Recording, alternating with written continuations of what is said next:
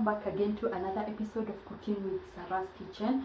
Today's video I'm going to show you how to make chili sauce or pilipili ya kukaanga. So it's the pilipili that when you go to a restaurant you ask for pilau or biryani and there is a side plate of chili sauce. So I'm gonna be showing you how to make it, and I have these ingredients that we're gonna be using. I have onions, I have tomatoes, I have red capsicum, I have chili, I have sugar, and I have garlic, and lastly I have vinegar. So guys, stay tuned so that you get to see the by step of how I will be making my chili sauce, and kindly subscribe for more of these guys. Let's go.